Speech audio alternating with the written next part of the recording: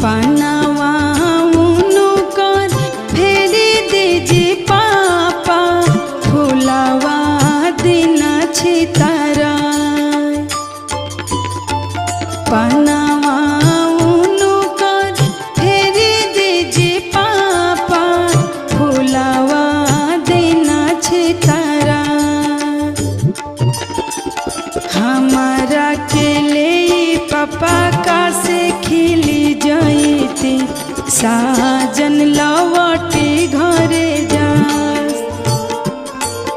अरे हमारा के ले पापा जंघे बैठती साजन